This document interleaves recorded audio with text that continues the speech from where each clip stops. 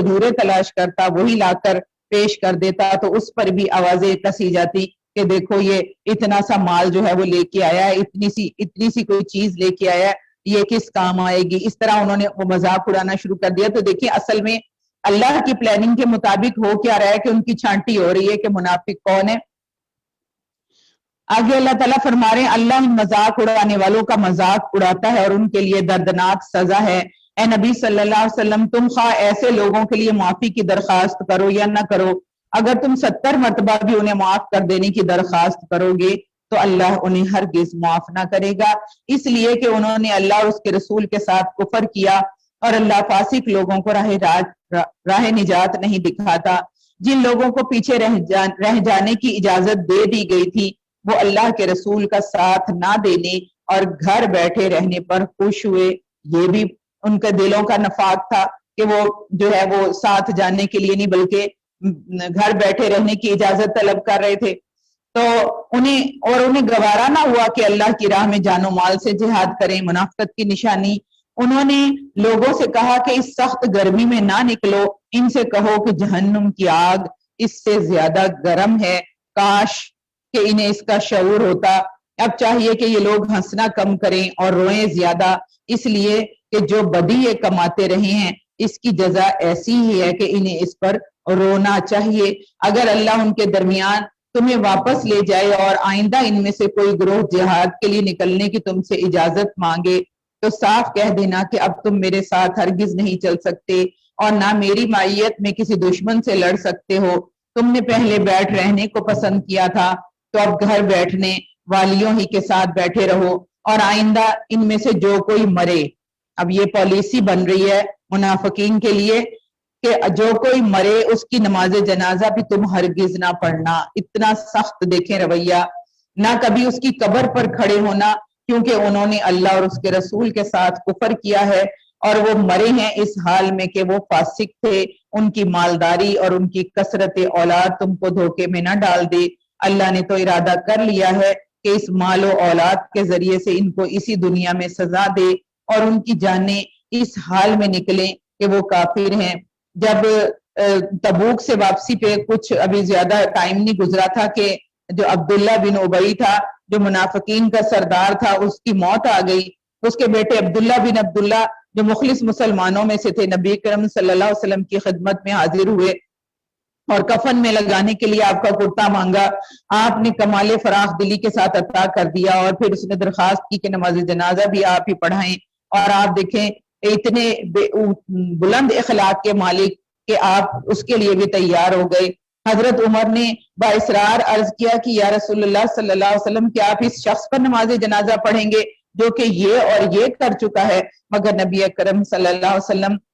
ان کی یہ باتیں سن کر مسکراتے رہے اور اپنی اس رحمت کی بنا پہ جو دوست اور دشمن سب کے لیے ایک تھی، آپ نے اس بدترین دشمن کے حق میں دعائے مغفرت کرنے میں بھی تعامل نہ کیا۔ آخر آپ نماز پڑھانے کے لیے کھڑے ہی ہو گئے تو یہ آیت نازل ہوئی اور براہ راست حکم خداوندی سے آپ کو روک دیا گیا، یعنی کہ اب مستقل پالیسی مقرر کی جا چکی تھی کہ مسلمانوں کی جماعت میں منافقین کو کسی طرح پنپنے نہ دیا جائے اور کوئی ایسا کام نہ کیا جائے جن سے اس گروہ کی ہمت افزائی ہو۔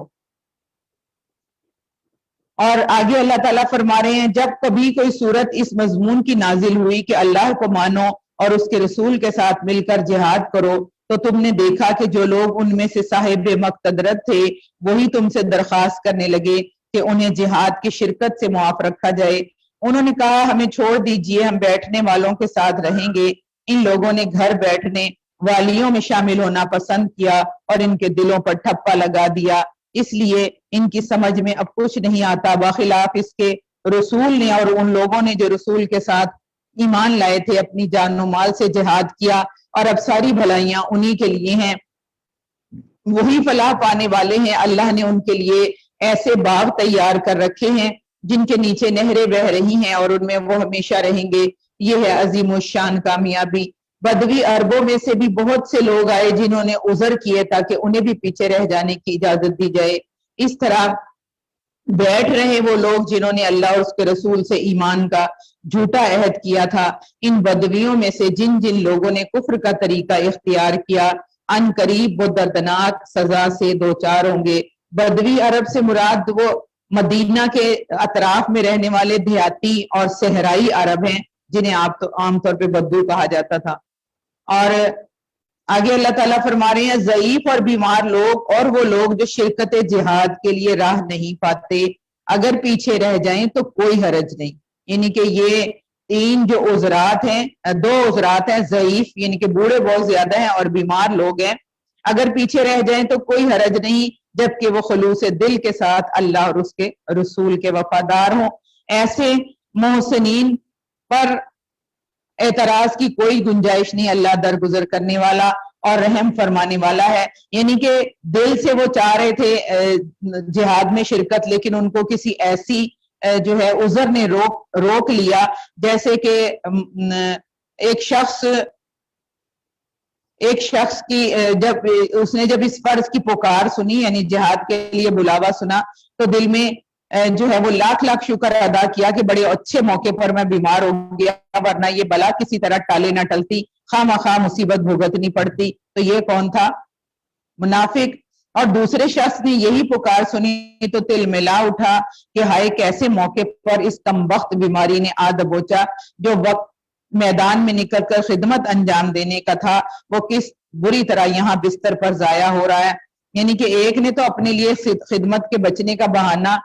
پایا ہی تھا، مگر اس کے ساتھ اس نے دوسروں کو بھی اس سے روکنے کی کوشش کی، اور دوسرا اگرچہ خود بیمار مجبور پڑا تھا مگر برابر اپنے عزیزوں، دوستوں اور بھائیوں کو جہاد کا جوش دلاتا رہا، اور اپنے تیمارداروں میں سے بھی کہتا رہا کہ میرا اللہ مالک ہے، دوا دارو کا انتظام کسی نہ کسی طرح ہو ہی جائے گا، مجھ اکیلے انسان کے لیے تم اس قیمتی وقت کو ضائع نہ کرو جسے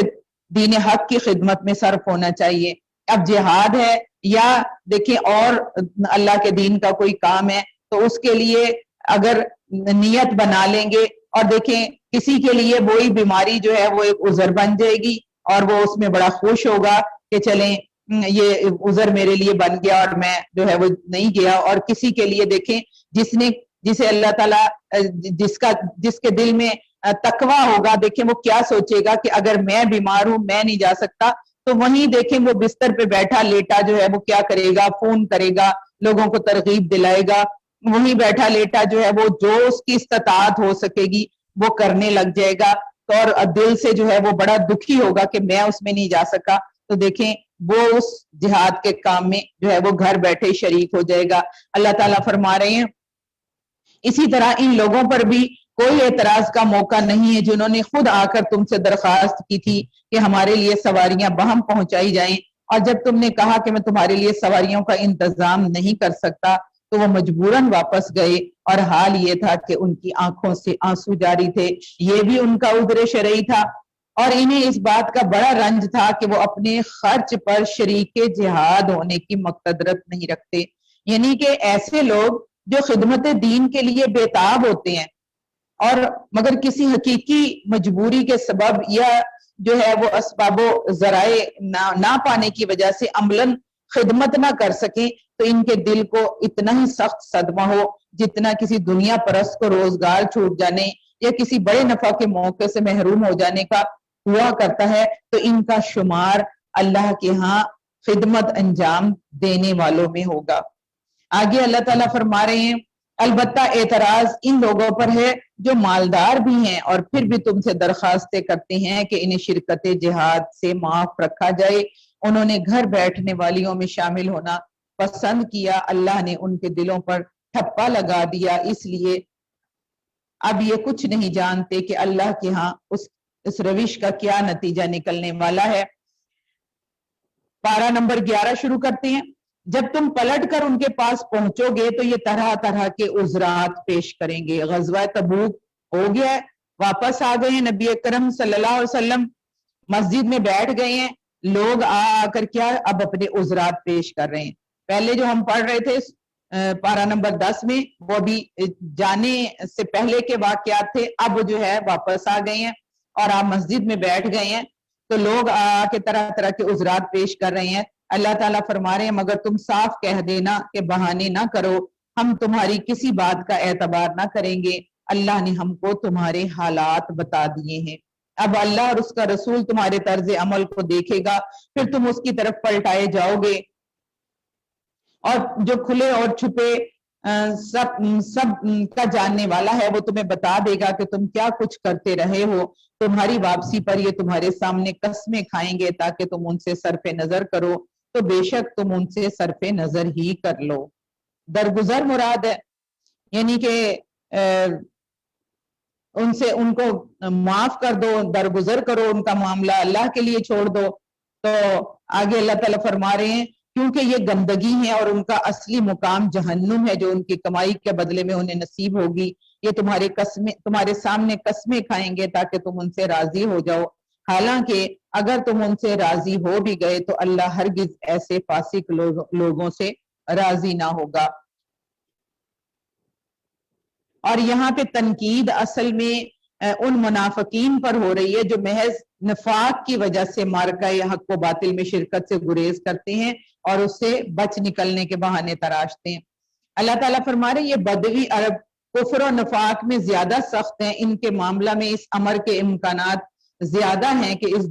دین کی حدود سے ناواقف رہیں جو اللہ نے اپنے رسول پر نازل کیا ہے۔ اللہ سب کچھ جانتا ہے اور حکیم اور دانا ہے، اور ان بدویوں میں ایسے لوگ بھی موجود ہیں جو راہ خدا میں کچھ خرچ کرتے ہیں تو اسے اپنے اوپر زبردستی کی چٹی سمجھتے ہیں اور تمہارے حق میں زمانے کی گردشوں کا انتظار کر رہے ہیں کہ تم کسی چکر میں پھنسو تو وہ اپنی گردن سے اس نظام کی اطاعت کا کلادہ اتار پھینکیں جس میں تم نے انہیں کس دیا ہے، حالانکہ بدی کا چکر خود انہی پر مسلط ہے اور اللہ سب کچھ سنتا اور جانتا ہے۔ اب یہ ہم پیچھے پڑھ کے آئے ہیں کہ یہ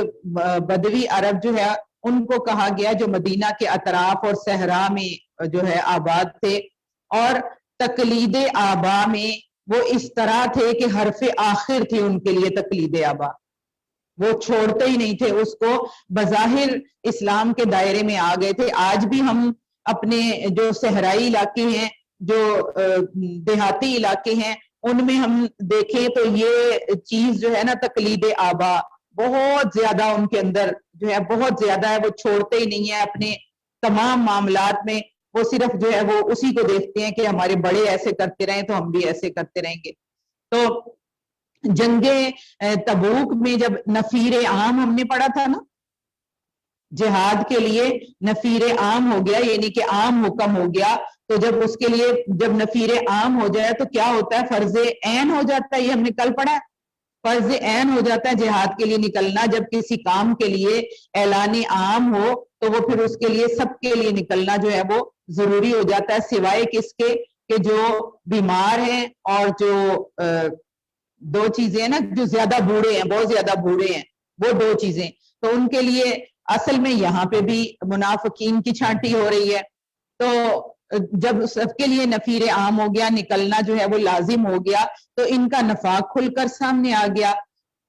سورہ توبہ میں مسلمان مخالف تمام گروہوں کے متعلق پالیسی کا اعلان کیا جا رہا ہے، تو یہاں پہ اب بدوی عربوں کے بارے میں واضح اعلان کیا جا رہا ہے کہ یہ دوسرے منافقین کی طرح صرف دو چہرے ہی نہیں رکھتے، بلکہ ان کے اندر جمود کی سی شدت ہے۔ یہ سیاسی طور پر تو مسلمانوں کے ماتحت رہ سکتے ہیں، لیکن کفر و نفاق سے یکسر لا تعلق ہو جانا ان کے لیے انتہائی مشکل ہے، کیونکہ تقلید آبا ان کے لیے حرف آخر ہے۔ اور حضرت ابوبکر کے دور خلافت میں ارتداد اور منع زکوٰۃ کا فتنہ جو اٹھا تھا وہ انہی کی طرف سے اٹھا تھا، یعنی کہ جو اخلاقی بندشیں اسلام جو ان پر عائد کرتا ہے، وہ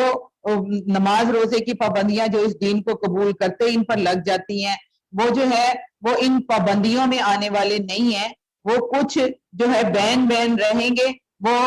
ان کو زیادہ دلچسپی جو ہے انہیں اس چیز میں دلچسپی نہیں ہے کہ وہ حقیقی فلاح جو ہے وہ انسان کی کس چیز میں ہے، انہیں دلچسپی اسی چیز سے ہے کہ اپنے معاشی مفاد، اپنی آسائش، اپنی زمین، اپنے وہ جو جانور، جو بکریاں، جو اونٹ اور خیمے، آس پاس کی محدود دنیا سے جو تھی ان کی دلچسپی تھی، وہ اس سے بالا تر کسی چیز کے ساتھ وہ اس طرح عقیدت تو رکھ سکتے تھے جیسے پیروں اور فقیروں سے رکھی جاتی ہے، ان کے آگے نظر و نیاز پیش کی جاتی ہے، باقی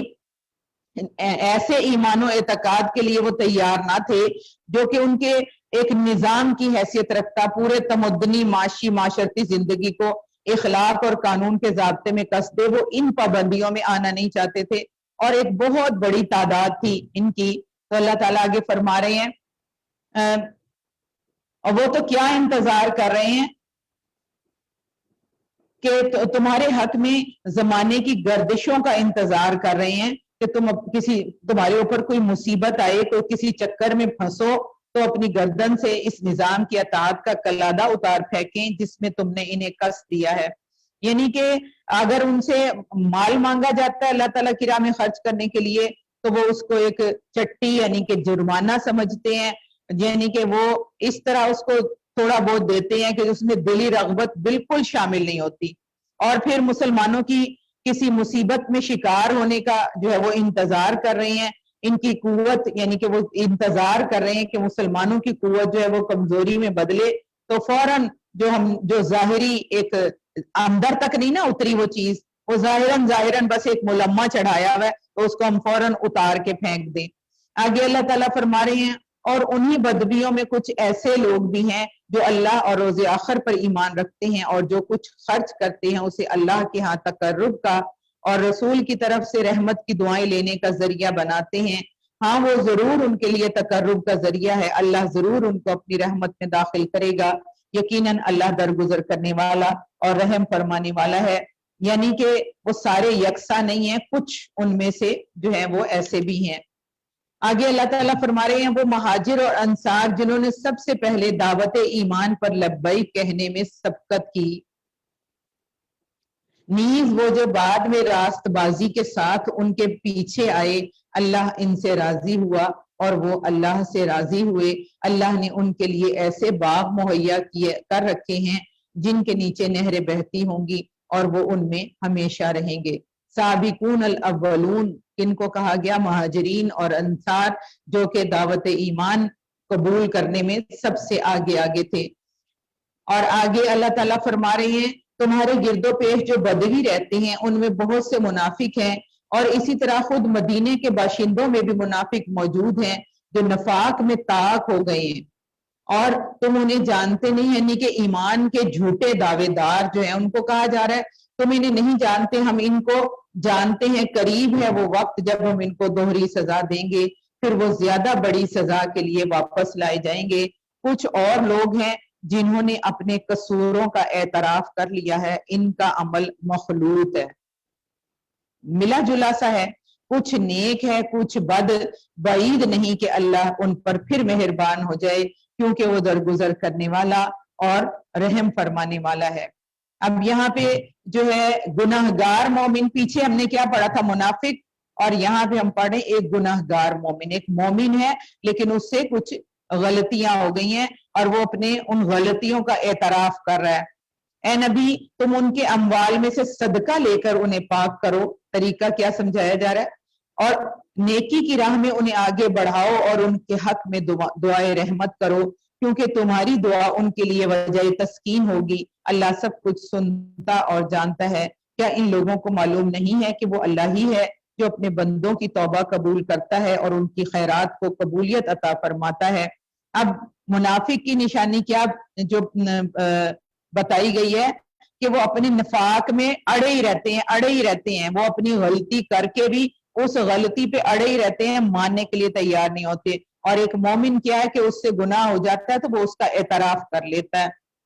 اور اسی کے لیے دیکھیں اللہ تعالیٰ کیا حکم دے رہے ہیں کہ ان کو ان کے مال میں سے، یعنی کہ وہ توبہ کر لیتے ہیں تو پھر ان کے جو ہے ان کے مالوں میں سے انہیں کہو کہ کچھ صدقہ کرو اور نیکی کی راہ میں آگے بڑھاؤ اور ان کے لیے دعائے رحمت بھی کرو۔ اے نبی ان لوگوں سے کہہ دو کہ تم عمل کرو اور اللہ اور اس کا رسول اور مومنین سب دیکھیں گے کہ تمہارا طرز عمل اب کیا رہتا ہے، اور پھر تم اس کی طرف پلٹائے جاؤ گے جو کھلے اور چھپے سب کو جانتا ہے، وہ تمہیں بتا دے گا کہ تم کیا کرتے رہے ہو۔ توبہ کا طریقہ جو ہے ہمیں پیچھے سمجھایا گیا ہے کہ اپنی اصلاح کرنا اور اپنے آپ کو جو ہے دیکھیں اپنے نفس کو کچھ سزا دینا، کچھ روزے رکھ لینا، کچھ عبادت نوافل پڑھ لینا یا صدقات کرنا۔ یہاں پہ جو ہے نبی اکرم صلی اللہ علیہ وسلم سے کہا جا رہا ہے نا کہ ان سے ان کے مالوں میں سے کچھ صدقہ لے کر انہیں پاک کر دو، یعنی کہ گناہوں کی تلافی کے لیے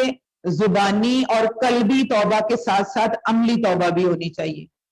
عملی توبہ کی ایک شکل یہ ہے کہ آدمی اللہ کی راہ میں مال خیرات کرے، اس طرح وہ گندگی جو نفس میں پرورش پا رہی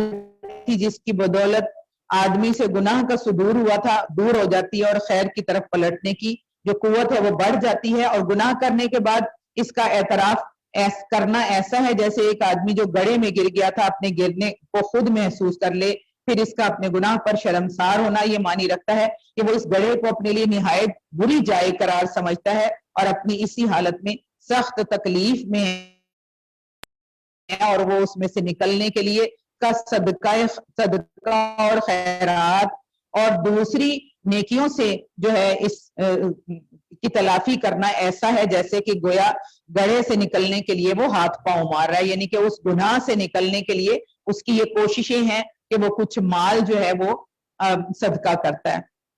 یا کچھ جو ہے وہ روزے رکھتا ہے، یا کچھ عبادات نوافل وغیرہ پڑھتا ہے۔ اللہ تعالیٰ آگے فرما رہے ہیں کچھ دوسرے لوگ ہیں جن کا معاملہ بھی خدا کے حکم پر ٹھہرا ہوا ہے، چاہے انہیں سزا دے اور چاہے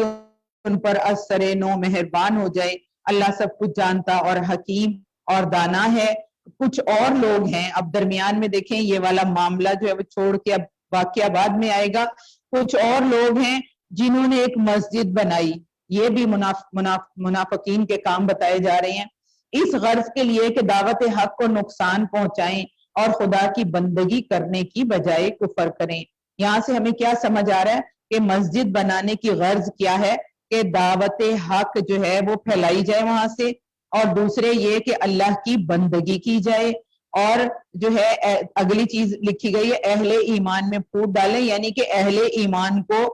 کے لیے وہ ایک مرکز کی حیثیت رکھتی ہو، اہل ایمان کو جوڑ کر رکھنے کی حیثیت رکھتی ہو، اور اس بظاہر عبادت گاہ کو اس شخص کے لیے کمین گاہ بنائیں جو اس سے پہلے خدا اور اس کے رسول کے خلاف برسرے بیکار ہو چکا ہو، وہ سوا کسی دوسری چیز کا نہ تھا، مگر اللہ گواہ ہے وہ قطعی جھوٹے ہیں۔ تم ہرگز اس عمارت میں کھڑے نہ ہونا، یعنی کہ مسجد نہیں نام دیا گیا، عمارت نام دیا گیا، اور یعنی کہ مسجد جب وہ ان مقاصد کے تحت نہیں بنائی جائے گی تو وہ مسجد نہیں ہوگی، بلکہ کیا ہوگی کہ عمارت ہوگی۔ جو مسجد اول روز سے تقوی پر قائم کی گئی تھی وہی اس کے لیے زیادہ موضوع ہے کہ تم اس میں عبادت کے لیے کھڑے ہو۔ اس میں ایسے لوگ ہیں جو پاک رہنا پسند کرتے ہیں اور اللہ کو پاکیزگی اختیار کرنے والے ہی پسند ہیں۔ پھر تمہارا کیا خیال ہے کہ بہتر انسان وہ ہے جس نے اپنی عمارت کی بنیاد خدا کے خوف اور اس کی رضا کی طلب پر رکھی ہو، یا جس نے اپنی عمارت ایک وادی کی کھوکھلی بے ثبات کا گھر پر اٹھائی اور وہ اسے لے کر سیدھی جہنم کی آگ میں جا گری۔ ایسے ظالم لوگوں کو اللہ کبھی سیدھی راہ نہیں دکھاتا۔ یہ عمارت جو انہوں نے بنائی ہے ہمیشہ ان کے دلوں میں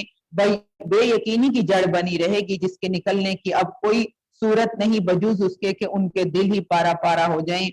اللہ نہایت باخبر، حکیم اور دانا ہے۔ اب یہاں پہ دیکھیں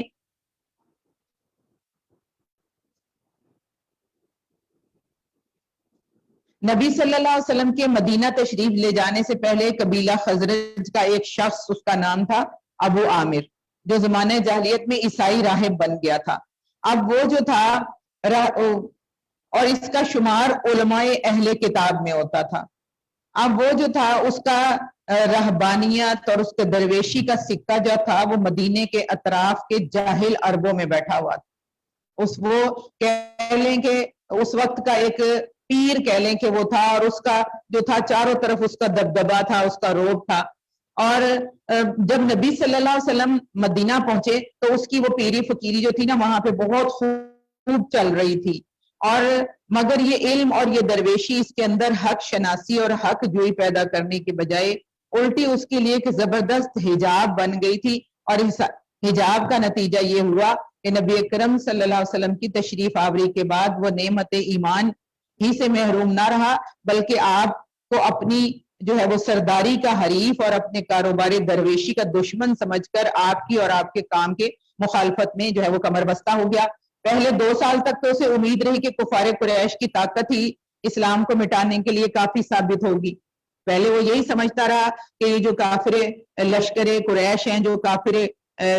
قریش ہیں، وہی نبی اکرم صلی اللہ علیہ وسلم کی دعوت کو مٹا دیں گے. لیکن جنگ بدر میں جب قریش نے شکست کھائی تو اس سے ضبط نہ ہو سکا. اسی سال وہ مدینے سے نکل کھڑا ہوا اور اس نے قریش اور دوسرے قبائل میں اسلام کے خلاف تبلیغ شروع کر دی. دیکھیں لڑائی جو ہے وہ نبی اکرم صلی اللہ علیہ وسلم کی ذات سے نہیں ہے. آج بھی دیکھیں یہی چل رہا ہے، ذات سے نہیں ہے، کسی خطہ زمین کی لڑائی نہیں ہے، بلکہ عقائد اور نظریات کی لڑائی ہے. یہاں پہ بھی دیکھیں کس چیز کی لڑائی ہے، عقائد اور نظریات کی. جنگ احد میں جن لوگوں سے صحیح برپا ہوئی ان میں وہ بھی شامل ہے. کہا جاتا ہے کہ احد کے جنگ میدان میں اسی نے وہ گڑھے کھدوائے تھے کہ جن میں سے ایک میں نبی صلی اللہ علیہ وسلم گر کر زخمی ہوئے تھے. اتنا وہ عداوت اور دشمنی میں اتنا آگے بڑھا ہوا تھا، کس سے؟ عقیدے اور نظریے سے. اور جنگ احزاب میں جو لشکر ہر طرف سے مدینے پر چڑھ آئے تھے، ان کو چڑھا لانے میں بھی اسی کا حصہ نمایاں تھا. اور پھر جو ہے جنگ حنین تک جتنی لڑائیاں ہوئی مشرکین عرب مسلمانوں کے درمیان، ان سب میں یہ عیسائی درویش اسلام کے خلاف شرک کا سرگرم حامی رہا. اور آخر کار اسے اس بات سے مایوسی ہو گئی کہ عرب کی کوئی طاقت اسلام کے سیلاب کو روک سکے گی. جب ہر طرف فتوحات ہو رہی ہیں تو وہ اس چیز سے مایوس ہو گیا. اب اس نے عرب کو چھوڑ کر روم کا رخ اختیار کیا تاکہ کیسر کو اس خطرے سے آگاہ کرے. اور پھر جو ہے یہ وہی موقع تھا کہ جب مدینے میں یہ اطلاعات پہنچی تو کیسر عرب پر چڑھائی کی کہ کیسر جو ہے عرب پر چڑھائی کی تیاریاں کر رہا ہے. اسی کی روک تھام کے لیے نبی اکرم صلی اللہ علیہ وسلم کو تبوک کی مہم پر جانا پڑا. اب جو ہے ابو عامر جو راہب تھا، ان تمام سرگرمیوں میں مدینے کے منافقین کا ایک گروہ اس کے ساتھ شریک سازش تھا. اب وہ آپس میں جو ہے وہ مشورہ کر رہے ہیں کہ کیا کرنا چاہیے. انہوں نے جو ہے آخرکار ان کے مشورے سے یہ قرارداد طے پائی کہ مدینہ میں یہ لوگ اپنی ایک الگ مسجد بنا لیں گے. یہ جو ابو راہب جو ہے وہ کہہ رہا ہے، ابو عامر جو ہے وہ کہہ رہا ہے کہ ہم جو ہے سب مسجد بنا لیں گے تاکہ عام مسلمانوں سے بچ کر منافق مسلمانوں کی علیحدہ جتھہ بندی اس طرح کی جائے کہ اس پر مذہب کا پردہ بھی پڑا رہے اور آسانی سے کوئی جو ہے وہ اس پہ شبہ بھی نہ کر سکے. اور وہاں نہ صرف یہ کہ منافقین منظم ہو سکیں گے اور آئندہ کارروائیوں کے لیے مشورے کر سکیں گے، بلکہ ابو عامر کے پاس جو ایجنٹ خبریں لائیں اور ہدایات لے کر آئیں وہ بھی غیر مشتبہ فقیروں اور مسافروں کی حیثیت سے اس مسجد میں ٹھہر سکیں. یعنی کہ دھوکہ دینے کے لیے. اور مرکز جو ہے وہ منافقین کا بنایا جا رہا ہے اس کو کہ منافقین جو ہے وہاں پہ بیٹھ کے مشورے کر سکیں، کاروائیاں کر سکیں، اور جو ہے ان کے اوپر پردہ جو ہے وہ اس چیز کا پڑا رہے کہ یہ مسلمان ہیں اور مسجد میں بیٹھے ہیں. تو یہ وہ ناپاک سازش تھی جس کے تحت یہ مسجد تیار کی گئی تھی. اب دیکھیں مسجد جو ہے وہ زمین پر بعد میں تعمیر ہوتی ہے، دلوں میں پہلے تھا. کوئی بھی کام جو ہے نا پہلے دلوں سے اٹھتی ہے نا، اس کی خواہش، اس کی پلاننگ اور وہ سارا کچھ دل سے ہو رہا ہے. تو یہاں پہ بھی دیکھیں مسجد جو ہے زمین پہ بعد میں تعمیر، پہلے جو ہے اس کے دل میں تعمیر ہوئی. اس کا تعلق بنانے والوں کے احساسات اور خیالات سے ہوتا ہے. جسے بد کردار لوگ بنائیں گے بظاہر وہ مسجد نظر آئے گی لیکن ہوگی وہ مسجد زراعت. اب یہ بد کردار لوگ بنا رہے ہیں اور اپنی اس بد کرداری کا اڈا بنا رہے ہیں اس کو، تو وہ اس کو اللہ تعالیٰ نے اس میں کیا کہا ہے؟ مسجد نہیں کہا بلکہ عمارت کہا ہے. اور دیکھیں مدینہ میں اس وقت جو تھی مسجد قباء جو تھی وہ موجود تھی، اور وہ کیا تھی؟ مسلمانوں کا مرکز تھی. اور اس کا مقصد یہ بھی تھا، یہ والی مسجد زرار بنانے کا مقصد یہ بھی تھا کہ مسجد قباء کی مرکزیت کو توڑا جائے، اس کو نقصان پہنچایا جائے. یعنی کہ مسجد قباء جو تھی وہ تقویٰ کی بنیاد پہ مسجد بنائی گئی تھی. اس لیے بنائی گئی تھی، دیکھیں پیچھے ہم ابھی پڑھ کے آئے ہیں کہ مسجد بنانے کے مقاصد کیا ہوں گے کہ وہ مسلمانوں کے لیے اکٹھا ہونے کی جگہ ہوگی، مسلمانوں کے لیے وہاں سے جو ہے وہ کیا ہو گئے، وہاں پہ بیٹھ کے مسلمانوں کے فیصلے کیے جائیں گے اور دعوت حق لے کے وہاں سے اٹھیں گے اور مسلمانوں کو جمع کرنے کی وہ جگہ ہوگی. اب اور ایک اور جو تھی نا وہ نزدیک نزدیک تھی. ایک مسجد قباء جو شہر کے مضافات میں تھی, دوسرے مسجد نبوی جو شہر کے اندر تھی, تو وہ کافی تھی. دو مسجدیں جو ہے نا وہ ایک اس کے تیسری مسجد بنانے کی ضرورت ہی نہیں تھی وہاں پہ. تو جو ہے حضرت عمر فاروق نے جو ہے ایک فرمان جاری کیا تھا کہ ایک مسجد کے قریب دوسری مسجد نہ بنائی جائے جس سے پہلی مسجد کی جماعت اور رونق متاثر ہو. تو یہاں پہ دیکھیں یہ کچھ ہونے جا رہا ہے کہ تیسری مسجد بنائی جا رہی ہے. وجہ پیچھے جو ہے وہ وجہ بھی ہم پڑھ کے آئے ہیں. اور پھر یہ بھی کہ نبی اکرم صلی اللہ علیہ وسلم سے ظاہر اجازت تو لینی تھی, تو کیا انہوں نے جو ہے وہ اس کی پلاننگ کی کہ ہم یہ کہیں گے کہ یہ نئی جو مسجد ہے ہم اس لیے تعمیر کر رہے ہیں کہ بارش کے اور جو ہے وہ سردی کی راتوں میں عام لوگوں کو اور خصوصاً ضعیفوں اور معذوروں کو جو ان دونوں مسجدوں سے دور رہتے ہیں پانچوں وقت حاضری دینی مشکل ہوتی ہے, لہٰذا ہم محض نمازیوں کی آسانی کے لیے یہ نئی مسجد تعمیر کرنا چاہتے ہیں. یہ یعنی کہ یہ پاکیزہ ارادے جو تھے یہ صرف نمائشی تھے, اور اندر جو تھا وہ تھا جو کہ میں نے ابھی آپ کو بتایا. تو یہ مسجد زرار بن کر تیار ہو گئی.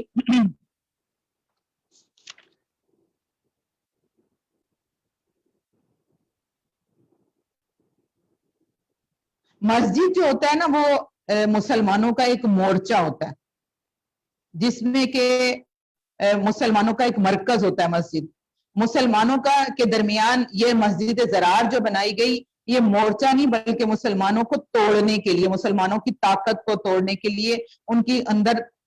تفریق ڈالنے کے لیے. آج ہم دیکھیں نا تو کون سی مسجد زرار ہیں. آج ہم دیکھتے ہیں کہ ہر مکتبہ فکر والے دوسرے کو اپنی مسجد کے قریب نہیں آنے دیتا, اور ہر مسجد میں نماز ہوتی ہے وہ کیا کہتا ہے کہ جو ہمارے مکتبہ فکر والے ہیں وہ صرف ہماری مسجد میں تشریف لائیں, دوسری میں نہ لے جائیں.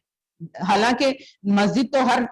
نماز تو ہر مسجد میں ہوتی ہے, جہاں اس کو جو ہے موقع مل جائے وہ وہاں ادا کر لے. اور مسجد کا منبر جو ہے وہ کیا کیا جاتا ہے, ایک دوسرے کے خلاف بولنے کے لیے استعمال کیا جاتا ہے. مسجد زرار ان لوگوں کے لیے مورچہ بنا جو اللہ اور اس کے رسول کے خلاف اعلان جنگ کیے ہوئے. تو اب جب وہ مسجد بن کے تیار ہو گئی تو نبی اکرم صلی اللہ علیہ وسلم کے پاس جو ہیں وہ آئے ہیں اور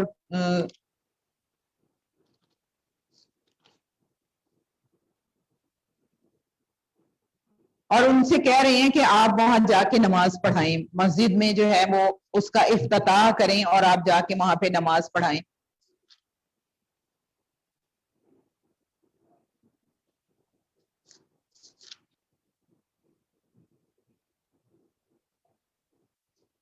تو اللہ تعالیٰ جو ہے کیا حکم دے رہے ہیں کہ تم ہرگز اس عمارت میں نہ کھڑے ہونا جو مسجد اول روز سے تقوی پر قائم کی گئی تھی, وہی اس کے لیے زیادہ موزوں ہے کہ تم اس میں عبادت کے لیے کھڑے ہو. اس میں ایسے لوگ ہیں جو پاک رہنا پسند کرتے ہیں اور اللہ کو پاکیزگی اختیار کرنے والے ہی پسند ہیں. اور پھر یہ بتایا جا رہا ہے کہ وہ عمارت جس کی بنیاد خدا کے خوف اور اس کی رضا کی طلب پر رکھی گئی ہو وہ بہتر ہے, یا وہ جس نے اپنی عمارت کی ایک وادی کی کھوکھلی بے ثبات اپنی عمارت ایک وادی کی کھوکھلی بے ثبات کا گھر پر اٹھائی ہو. یہاں پہ لفظ جرف استعمال ہوا ہے جس کا اطلاق عربی زبان میں کسی ندی یا دریا کے اس کنارے پر ہوتا ہے جس کے نیچے مٹی کو پانی نے کاٹ کر بہا دیا اور اوپر کا حصہ بس نیچے سے وہ خالی ہو گیا, اوپر کا حصہ کھڑا ہے اور جو وہ کسی بھی وقت جو ہے وہ گر سکتا ہے. جو لوگ اپنے عمل کی بنیاد خدا سے بے خوفی اور اس کی رضا سے بے نیازی پر رکھتے ہیں ان کی تعمیر حیات کو یہاں اس عمارت سے تشبیہ دی گئی ہے. یعنی کہ جن لوگوں نے اپنی بنیاد اپنے عقیدہ اور نظریے کی بنیاد جو ہے وہ اپنے عمل کی بنیاد اللہ سے بے خوفی اور اس کی رضا سے بے نیازی پر رکھتی, یعنی کہ تقوی کی کوئی حیثیت نہیں ان کے نزدیک. اور تو یہاں پہ ان کی جو زندگی ہے اس کو اس عمارت سے تشبیہ دی گئی ہے کہ وہ ایسے کھڑی ہے کہ اس کے نیچے کوئی اس کی بنیاد ہی نہیں ہے اور وہ جب مرضی گر جائے گی. اور جو مومن ہے اس کی جو بنیاد جو ہے وہ کیا بتائی گئی ہے کہ اپنی عمارت کی بنیاد اللہ کے خوف اور اس کی رضا کی طلب پہ اپنی زندگی وہ گزار رہا ہے. آگے اللہ تعالیٰ فرما رہے ہیں کہ حقیقت یہ ہے کہ اللہ نے مومنوں سے ان کے نفس اور ان کے مال جنت کے بدلے خرید لیے ہیں. وہ اللہ کی راہ میں لڑتے اور مارتے اور مرتے ہیں اور ان سے جنت کا وعدہ اللہ کے ذمے ایک پختہ وعدہ ہے. توریت اور انجیل اور قرآن میں اور کون ہے جو اللہ سے بڑھ کر اپنا وعدہ پورا کرنے والا ہو. پس خوشیاں مناؤ اپنے اس سودے پر جو تم نے خدا سے چکا لیا, یہی سب سے بڑی کامیابی ہے. اب دیکھیں منافقین سے برائت کا اظہار کیا جا رہا ہے, مکمل منافقین سے برت کا اظہار کیا جا رہا ہے, اور مومنین اور اللہ کا تعلق یہاں پہ سمجھایا جا رہا ہے. یہاں پہ جو ہے وہ بے کا معاملہ اللہ تعالیٰ یہاں پہ فرما رہے ہیں ان اللہ اشترى من المؤمنین وانفسهم واموالهم بان لهم الجنہ, یعنی کہ اشترا جو ہے وہ کیا ہے, ایک معاملہ ہے بے کا, تجارت کا معاملہ ہے, ایک خریدار ہے اور ایک خریدنے والا ہے. بے دراصل ایک معاہدہ ہے جس میں آدمی اپنی ایک چیز دیتا ہے اور دوسرے سے ایک اس کے بدلے میں کوئی چیز لیتا ہے. جب یہ سودا مکمل ہو جاتا ہے, جب یہ سودا مکمل ہو جاتا ہے, بیچنے والا وہ چیز دے دیتا ہے, خریدنے والا اس کو خرید لیتا ہے, تو بیچنے والے کو اپنی بیچی ہوئی چیز پر کوئی اختیار نہیں رہتا, اب وہ اس کی ہو جاتی ہے, بلکہ اس پر تو خریدنے والے کے حقوق ثابت ہوتے ہیں اور بیچنے والے کو اس کے بدلے جو چیز میسر آتی ہے اب اس کے اختیارات اس سے متعلق ہوتے ہیں. بیچنے والا انسان اور چیز ہے, جان اور مال اور ملکیت جو ہے اس کی ملکیت کی باقی ساری چیزیں بھی اور اختیارات اللہ کے حوالے, اور کس کے بدلے, جنت کے بدلے. بیچنے والا کون ہے, انسان, اور وہ بیچ کیا رہا ہے, اپنی جان اور مال اور جو کچھ اس کو اللہ تعالیٰ نے اور جو ساری چیزیں دی ہیں وہ ساری, اور وہ سارے جو اختیارات اللہ نے اسے دیے وہ سارے کس کے حوالے کر رہا ہے, اللہ کے حوالے کر رہا ہے. اور جو اس کو اللہ تعالیٰ کے حوالے کر رہا ہے اور اس کے بدلے اللہ تعالیٰ کیا دے رہا ہے, جنت. اللہ جو خریدنے والا ہے اس سے, مومن سے اس کے مال اور جان خریدا ہے, اس کے بدلے جو ہے وہ اس کو جنت دے رہا ہے. اور جو ہے وہ اس نے جو کچھ بیچا ہے وہ کیا ہے, آخری حد تک یعنی موت تک وعدہ ہے, اور یہ وعدہ آخری سانس تک وعدہ کہا کیا جا رہا ہے کہ وعدہ مکمل کروں گا تو اس کے بدلے جنت ملے گی, اور ملے گی بھی کب, جب وہ دوسری زندگی آئے گی تب ملے گی. اب یہاں سے دیکھیں ایمان کا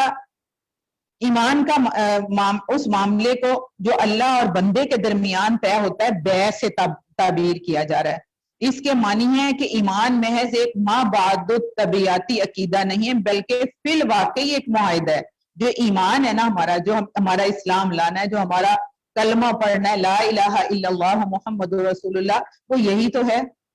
کہ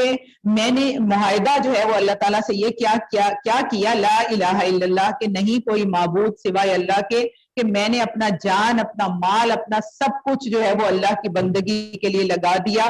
اور جس کی روح سے بندہ اپنا نفس, اپنا مال اللہ کے ہاتھ فروخت کر دیتا ہے, اس کے معاوضہ میں اللہ کی طرف سے اس وعدے کو قبول کر لیتا ہے کہ مرنے کے بعد دوسری زندگی میں وہ اسے جنت عطا کرے گا.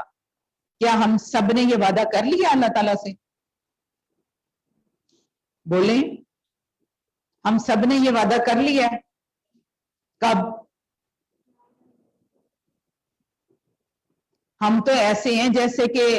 وراثتی مومن ہے, بس وراثت میں ایمان مل گیا ہے, بنا بنایا سارا مل گیا ہے, تو ہمیں تو اس چیز کا احساس ہی نہیں ہے کہ میں نے جو ہے وہ اپنے سارے اختیارات جو اللہ تعالیٰ نے مجھے اختیارات دیے, میں نے کیا کیا کہ نہیں, میں نے ان اختیارات کو بھی اللہ کی مرضی کے مطابق استعمال کروں گی, تو تب اللہ تعالیٰ مجھے یہ والی جنت دے گا نا.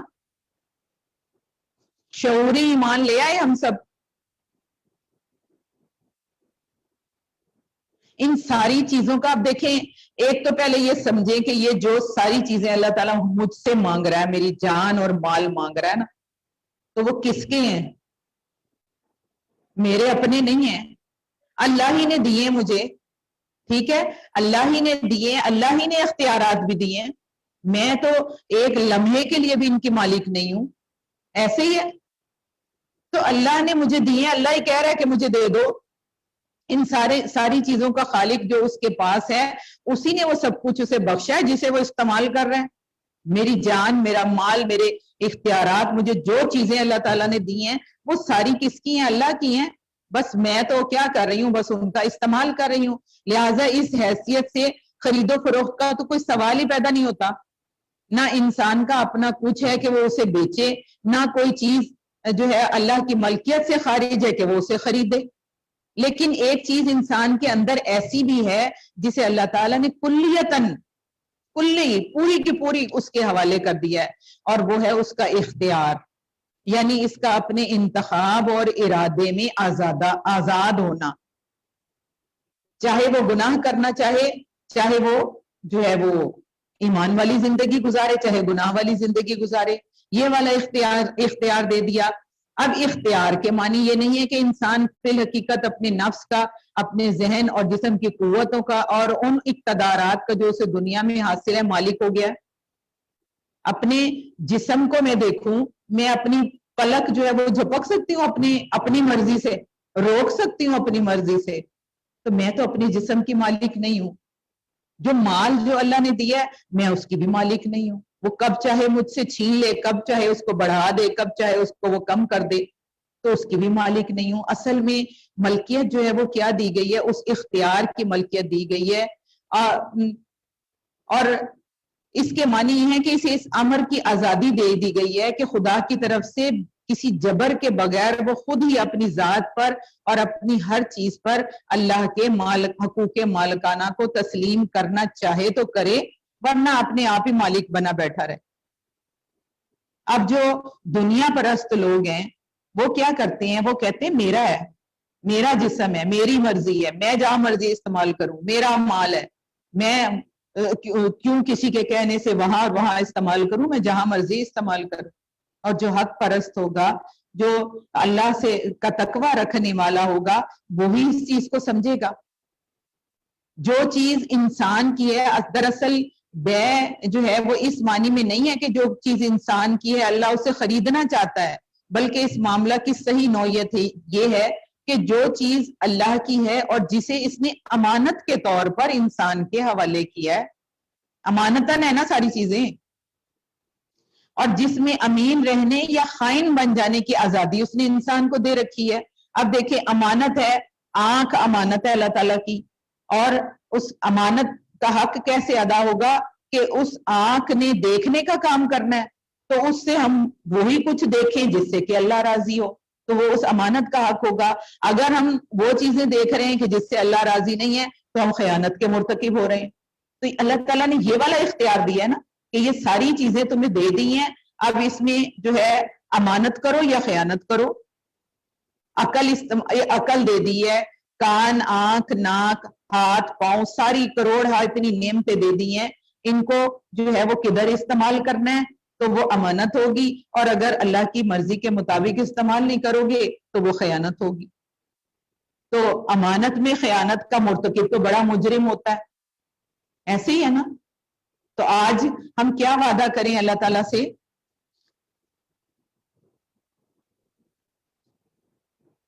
کیا وعدہ کریں گے آج ہم اللہ تعالیٰ سے کہ اللہ تعالیٰ میں اپنے جو تو نے مجھے اختیار کی آزادی دی ہے، اللہ میں اس کو آپ کی مرضی کے مطابق استعمال کروں گی، اور اس کے لیے میں اللہ سے دعا بھی کروں گی اور اللہ کوششیں بھی جاری رکھوں گی، اور مرتے دم تک میری یہ کوشش ہوگی، اور اللہ سے مدد کی توفیق کے ساتھ جو ہے یہ